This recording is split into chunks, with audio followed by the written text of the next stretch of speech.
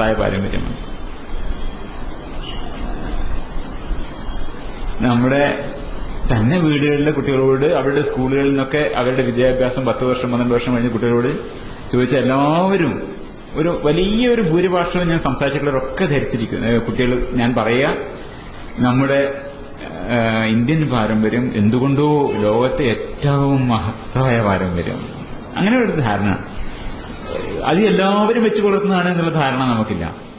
അങ്ങനെ ബോധപൂർവമായോ അബോധപൂർവമായോ നമ്മുടെ കുട്ടികൾ ഒരു 12 വർഷത്തെ സ്കൂളിംഗ് കഴിയുമ്പോഴേക്കും ലോകത്തെ ഏറ്റവും മഹത്തായ പാരമ്പര്യം നമ്മളാണ് എന്ന് വിമർശനരഹിതമായി വിശ്വസിക്കുന്ന ഒരവസ്ഥ ഉണ്ട്. ഇതൊക്കെ നല്ല കാര്യമല്ല വാസ്തവത്തിൽ. ഇത് ഋഗ്വേദം, ഇത് വേൾഡ് ഹെറിറ്റേജ് എന്നാണ് അദ്ദേഹം പറയാ. കേട്ടു നോക്കാം. നമ്മുടെ മാത്രം പാരമ്പര്യം അതിമഹത്തരമെന്നാണ്. അനാദിയായ വേദം, അപൗരുഷേയമായ വേദം, മന്ത്രദ്രഷ്ടാക്കൾ എഴുതിയ വേദം, ശാസ്ത്രവും ആത്മീയതയും ചേർന്ന വേദം, അതിനകത്ത് അറിവിന്റെ കൂടാരങ്ങളുള്ള വേദം ഋഗ്വേദം. ആ ഋഗ്വേദം ഇത്രയും ഗംഭീരായിട്ട് ലോകം സ്വീകരിക്കുന്നു. ഓർമ്മിക്കുക, ഋഗ്വേദത്തെ 4 വേദങ്ങളെയും കഴിഞ്ഞ വർഷമാണ് യുനെസ്കോ വേൾഡ് ഹെറിറ്റേജ് ആയിട്ട് അംഗീകരിച്ചത്. യുനെസ്കോയില് 2 ഹിന്ദുക്കളെ ഉദ്യോഗസ്ഥരായിട്ടുള്ളൂ ഞാൻ മനസ്സിലാക്കിയിടത്തോളം. ബാക്കി മുഴുവനും ക്രിസ്ത്യാനികളാ, മുസ്ലിങ്ങൾ അവിടെ ഇല്ല. യുനെസ്കോയിൽ 2 ഹിന്ദുക്കള്, ബാക്കി മുഴുവനും ക്രിസ്ത്യാനികളാ. ക്രിസ്ത്യാനികളാ തീരുമാനിച്ചത് വേദത്തെ വേൾഡ് ഹെറിറ്റേജ് ആയിട്ട് സ്വീകരിക്കണമെന്ന്, അംഗീകരിക്കണമെന്ന്. ഇടയ്ക്ക് ഒന്നുകൂടി പറഞ്ഞേക്കട്ടെ, ബൈബിള് വേൾഡ് ഹെറിറ്റേജ് അല്ല, ഖുർആൻ വേൾഡ് ഹെറിറ്റേജ് അല്ല, വേദത്തെ ആ വേൾഡ് ഹെറിറ്റേജ് ആക്കിയിരിക്കുന്നത്. ഖുർആൻ വേൾഡ് ഹെറിറ്റേജ് അല്ല, ബൈബിൾ വേൾഡ് ഹെറിറ്റേജ് അല്ല, വേദങ്ങൾ മാത്രമാണ് വേൾഡ് ഹെറിറ്റേജ്. ഇതെല്ലാവരും പറയുന്നത്, എല്ലാ മതക്കാരും.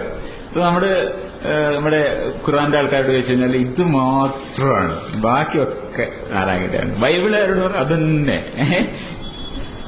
ഇത്രയേ ഉള്ളൂ എന്ന് മനസ്സിലാക്കാൻ പക്ഷെ നമുക്ക് പറ്റില്ല. അതാണ് തമാശ. ഇത് നമ്മുടെ ദേശീയ പാരമ്പര്യമാണ്. ഈ ഋഗ്വേദം എന്തോ അധികം. അപ്പോൾ നമ്മൾ യുനെസ്കോന്റെ വെബ്സൈറ്റിൽ പോയി നോക്കിക്കഴിഞ്ഞാൽ ഇതെന്താണ് ഈ വേൾഡ് ഹെറിറ്റേജ് എന്നുകൊണ്ട് ഉദ്ദേശിക്കുന്നത്? ഇതൊക്കെ ഈ യുക്തിരഹിതമായ വിശ്വാസങ്ങളെ ഖണ്ഡിക്കുക, യുക്തിയുക്തമായ അറിവിനെ പരത്തുക എന്നുള്ളതാണ് നമ്മളെ ഈ സംസാരിക്കുന്നതിന്റെ ഒക്കെ ഉദ്ദേശം.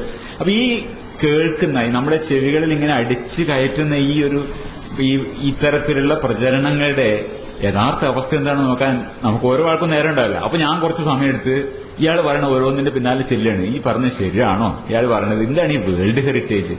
യുനെസ്കോന്റെ സൈറ്റിൽ പോയി നമുക്ക് കാണാം, മെമ്മറി ഓഫ് ദ വേൾഡ് എന്നൊരു പ്രൊജക്ട് ഉണ്ട്. അത് ലോകത്തിലുള്ള വിവിധമായ ലോകത്തിന്റെ ഓർമ്മ എന്ന നിലയിൽ ഇങ്ങനെ അവർ വിലയിരുത്തിയിട്ടുണ്ട്, ആ രീതി ലിസ്റ്റപ്പെടുത്തിയിട്ടുണ്ട്. മെമ്മറി ഓഫ് ദ വേൾഡ് അതിലൊന്നാണ് ഋഗ്വേദം, സംശയമൊന്നുമില്ല. 2007 ഭണ്ഡാർക്കർ ഓറിയന്റൽ റിസർച്ച് ഇൻസ്റ്റിറ്റ്യൂട്ടിന്റെ, അതാണ് ചിത്രം കാണാൻ നോക്കവിടെ, ഭണ്ഡാർക്കർ ഓറിയന്റൽ റിസർച്ച് ഇൻസ്റ്റിറ്റ്യൂട്ടിലെ ഋഗ്വേദ ആ സൈഡിൽ കാണാം. ഈ വേദങ്ങളിലൊക്കെ ഇത്ര കേമായിട്ട് കൊണ്ടാടുന്ന നമ്മുടെ ഹിന്ദു പരിവാറിലെ ആൾക്കാരാണ് ഇതേ ഭണ്ഡാർക്കർ റിസർച്ച് ഇൻസ്റ്റിറ്റ്യൂട്ട് കയറി അടിച്ചു നിരത്തിയതെന്നും കൂടെ നമ്മൾ ഓർക്കണം. ഇത് ഇവിടെ സൂക്ഷിക്കപ്പെട്ട ഈ ഗ്രന്ഥങ്ങളുടെ അടിസ്ഥാനത്തിലാണ് ഈ വേൾഡ് ഹെറിറ്റേജ് ഒക്കെ ആയിട്ട് അംഗീകരിക്കുന്നത്. ആ സ്ഥലം കയറി അടിച്ചു നിരപ്പാക്കിയ ആൾക്കാരാണ് ഇപ്പോ അതിനെ പറ്റിയിട്ട് പറയുന്നത്. അവിടെ കയറി ഉള്ള വാൻഡലിസം മൊത്തം കാണിച്ചു. എന്തോ ഒരു ചെറിയ ശിവജിയെ കുറിച്ചുള്ള ഒരു പുസ്തകം അവർ പ്രസിദ്ധീകരിച്ചെന്നോ എന്തോ ഒരു പ്രശ്നം പറഞ്ഞിട്ട് ഈ സൈനികന്മാരിൽ നിന്ന് നിരത്തി. ഇതാണ് അവർക്ക് അവരുടെ സാംസ്കാരിക ബോധം. അതിരിക്കട്ടെ. ഏതായാലും അദ്ദേഹം പറഞ്ഞതാണ് വേൾഡ് ഹെറിറ്റേജിൽ വേദങ്ങൾ മാത്രമേ ഉള്ളൂ. അപ്പൊ അവിടെ ഖുർആൻ മാനുസ്ക്രിപ്റ്റുകളുണ്ട്.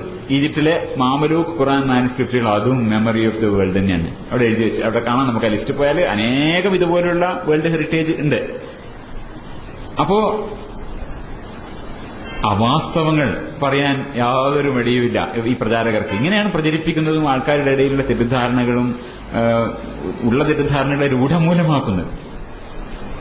ഗുട്ടൻബർഗ് ബൈബിൾ അതും ഒരു മെമ്മറി ഓഫ് ദ വേൾഡ് ആണ്. ഇതേപോലെ തന്നെ നമ്മൾ ആ ലിസ്റ്റ് എടുത്ത് നോക്കിക്കഴിഞ്ഞാൽ ഋഗ്വേദം ഉള്ളതുപോലെ തന്നെ എത്രയോ ലിസ്റ്റുകളുണ്ട്. അതിൽ ഞാൻ 2 എടുത്താണ്, ഇല്ലാന്ന് പറഞ്ഞുകൊണ്ട്. അതിൽ ഖുർആൻ മാനുസ്ക്രിപ്റ്റുകളും മെമ്മറി ഓഫ് ദ വേൾഡ് ആണ്. ആദ്യത്തെ ബൈബിളും ഗുട്ടൻബർഗ് ബൈബിളും ഒരു മാനുസ്ക്രിപ്റ്റാണ്. കമ്മ്യൂണിസ്റ്റ് മാനിഫെസ്റ്റോവും മെമ്മറി ഓഫ് ദി വേൾഡിലാണ്. മാർക്സിന്റെ കോപ്പി, ഡോക്യുമെന്ററി ഹെറിറ്റേജ്, കാൾ മാർക്സിന്റെ പേഴ്സണൽ അനോട്ടേറ്റഡ് കോപ്പി, അതും വേൾഡ് ഹെറിറ്റേജ് ജർമ്മനി കൊടുത്താണ്, ഒരു രാജ്യത്തിന് കൊടുത്തുള്ള സാധനങ്ങൾ. ഇതൊക്കെയാണ് പ്രചരണങ്ങളുടെ രീതി. ഇതേപോലെ തന്നെ കംബോഡിയയിൽ നടന്ന പോൾപോട്ടിന്റെ, കംബോഡിയൻ മാവോയിസ്റ്റ് നേതാവായിരുന്ന പോൾപോട്ട് നടത്തിയ കൊടുംക്രൂരതകളുടെ ഡോക്യുമെന്ററി ഹെറിറ്റേജ്, അതും ലോകത്തിന്റെ ഓർമ്മയായി കംബോഡിയ സമർപ്പിച്ചത് ഈ ലിസ്റ്റിലുണ്ട്. ഈ വേൾഡ് ഹെറിറ്റേജ് എന്ന് പറഞ്ഞാൽ അംഗീകരിക്കുന്നതിന്റെ അർത്ഥം ഇത് എല്ലാ ശാസ്ത്രങ്ങളും അടങ്ങിയിരിക്കുന്നു, ഇത് എല്ലാ കാലത്തേക്കുമുള്ള എന്താണ് പറയുക ആബ്സല്യൂട്ട് നോളജ് ആണെന്നോ അങ്ങനെയൊന്നുമില്ല. അതിൽ എല്ലാം ഉണ്ട്. ഇതൊക്കെയും വേൾഡ് ഹെറിറ്റേജ് തന്നെയാണ്. നമ്മുടെ പാരമ്പര്യങ്ങളാണ് ഇതൊക്കെ. എല്ലാം അതിന്റെ എന്താ പറയാ അതിന്റെ മോശമായതും നല്ലതായതുമായ എല്ലാ ഭാഗങ്ങളോടും കൂടി ഇതൊക്കെ നമ്മുടെ പാരമ്പര്യമാണ്. ഈ കംബോഡിയയിൽ നടന്ന നരവേട്ടയായാലും കമ്മ്യൂണിസ്റ്റ് മാനിഫെസ്റ്റോ ആയാലും ബൈബിളായാലും ഖുർആനായാലും ഇതൊക്കെ നമ്മുടെ പാരമ്പര്യം തന്നെ. എല്ലാം നമ്മുടെ പാരമ്പര്യമൊക്കെ നല്ലതാണെന്ന് തന്നെ അർത്ഥമില്ല.